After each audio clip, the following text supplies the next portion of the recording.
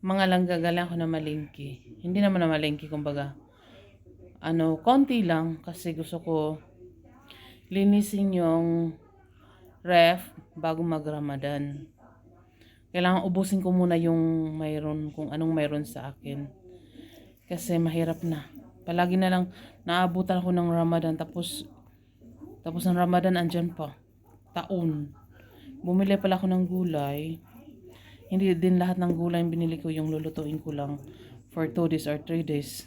Enough na. Basta may cucumber ako. Naubusin kasi ako mga langga. Ngayon mag-prepare ako ng para bukas. Kasi ako mga langga, matagal ako gumising.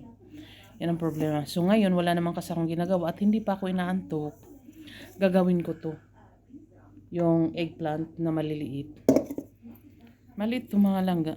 Gawin nating mashi. Tapos ang ginagawa ko malangga, bago ko siya tanggalan yung sa loob, ginaganito ko dito dito ba mga langga, ginaganyan ko. Para mabilis tanggalin. Diba? Ganyan. Tapos malambot na siya, mabilis. Wala naman kasi akong ginagawa. Tapos nilalamig ako.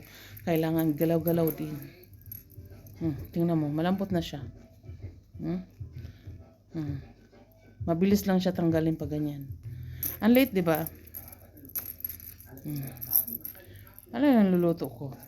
Kasi si husband mahilig dito. Tapos lagyan na lang natin. Basta bukas ko na tulutuin.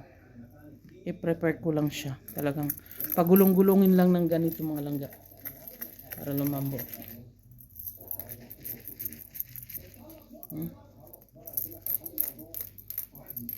Malambot na. Ganun lang.